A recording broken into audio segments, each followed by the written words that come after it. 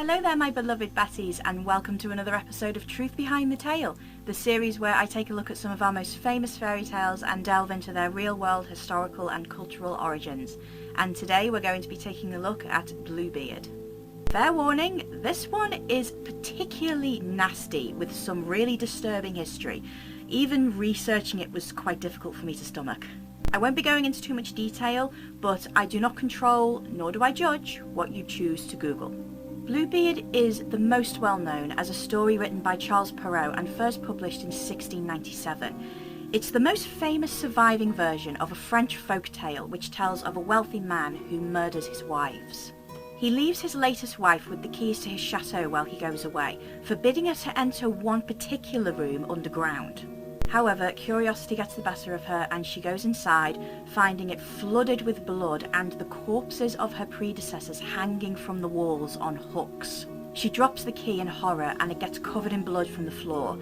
Try as she might, she cannot wash this blood off, and Bluebeard discovers her because of it. In a blind rage, he attempts to murder her too, but he's killed by the wife's brothers and she inherits all his riches. So, a kind of nice point to end on, but it's still pretty dark. Perrault's moral seems to suggest a fable encouraging the obedience of wives to their husbands, even if he is a manipulative serial killer. Go figure. But folklorist Maria Tata has suggested the opposite, that it encourages women not to blindly follow the rules of the patriarchy. In traditional gender roles, a woman breaking society's rules was seen as progressive and punishable, and this can be viewed in the themes of the wife breaking her husband's rules in the fairy tale. The key can be viewed through a Jungian lens to represent knowledge. The wife can choose to not open the door and remain naive, or she can take the risk of opening it and find the truth. Similarly, the key can represent Bluebeard's superiority at knowing something that his wife does not, and her use of it indicated that she has now gained that knowledge and become his equal. Therefore, to return her to her previous unthreatening state, he must kill her. It also has comparisons and similarities to several other fairy tales and collections, including Fitch's Bird, The Old Dame and Her Hen, How the Devil Married Three Sisters, and The White Dove. This last one is an oral variant, also from France, which even features a giant with a blue beard as the villain. After discovering his wife in a room containing 8 women's bodies, he also demands her to go and put on her finery because she would also die.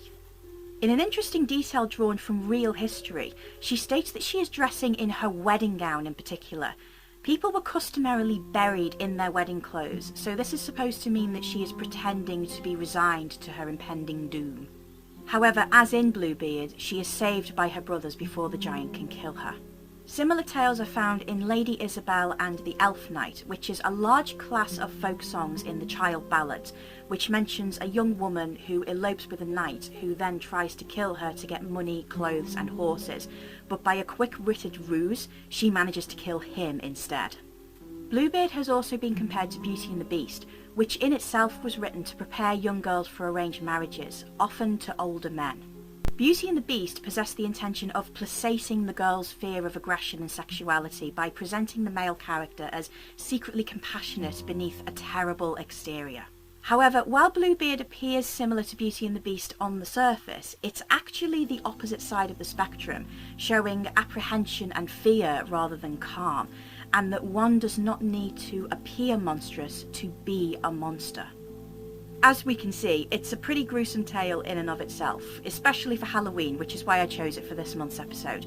But the most interesting thing, and arguably worst thing, is that it appears to have roots in reality. Strap in now, Batties, this is where things are going to get intense. Bluebeard's character appears to derive from legends relating to historical people from Brittany in northern France. One source has been suggested in Gilles de Rais, a nobleman who fought alongside Joan of Arc. However, Gilles was no hero like his comrade. He was a horrific serial killer. While he never murdered his wife and no corpses were ever found on his property, he was convicted of sodomizing young children and then killing them or ordering them to be killed. His victims were mainly boys aged between 6 and 19, and while the total number is unknown, it's believed to be around 140. He often used a thick double-edged sword to decapitate his victims. He would also commit his murders by cutting their throats, breaking their necks with a stick, or dismembering them. Afterwards, the bodies were burned in the fireplace in his room, piece by piece and slowly, so that the smell was minimised. The ashes would then be gathered and disposed of in the moat or the cesspit. Gilles was executed by hanging and burning on the 23rd of October 1440, and he was buried in Nantes. Another influence on the story of Bluebeard also comes from Brittany, and is the tale of King Connemore the Accursed and his wife Tryphene. He was active as ruler around 540 AD and was notorious for his cruelty, which ultimately made him a legendary villain in Breton culture. It's quite difficult to separate the historical Connemore with the version of him which crept into legend, but here is some information we have. He's said to become king by murdering his predecessor King Jonas, and then married Jonas's widow, but she ran away to the Frankish court with her son to seek asylum from him. After her death, he is then said to have married Tryphene, later known as Saint Tryphene. He came into conflict with Tryphene's father, understandably, when he murdered her and his son by her in unclear circumstances. According to legend, his villainy is also extended to include the murders of 3 wives before Tryphene, who refuses to marry him due to his reputation. What growing girl wouldn't? But she later agrees to save her people after Connemore threatens to invade her father's lands. As in the later fairy tale, she discovers a secret room containing relics of the deceased wives, and is warned by their ghosts that she will also be killed if she becomes pregnant, since a prophecy states that Connemore will be killed by his own son. He discovers her, but the ghosts help her escape, and she gives birth in a forest. However, Connemore finds her and beheads her. She's later restored to life by St. Gildas, but her son is eventually found by Connemore and murdered by him. Female curiosity and its fatal effects are a long-standing subject of various stories and legends. The most obvious is probably Eve, and this is notable because the story of Bluebeard itself also echoes the story of the fall. Bluebeard plays the serpent, and his wife plays the victim.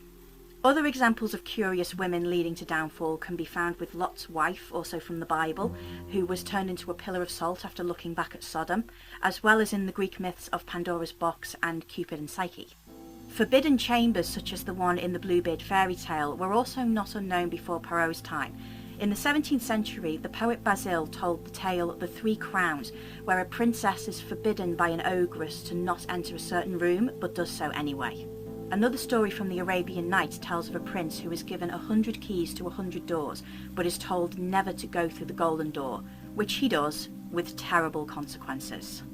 Interestingly, after Perrault's time, the Brothers Grimm also turned their attention to Bluebeard.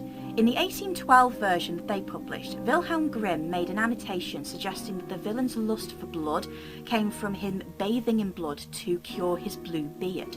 This brings to mind perceived cures for leprosy at the time, as well as Countess Elizabeth Bathory, who was said to have bathed in the blood of young girls to maintain her youth. I did warn you guys, this was a bad one. The story has become so notorious, it's even given rise to the word Bluebeard in the dictionary, meaning a man who marries and kills one wife after another.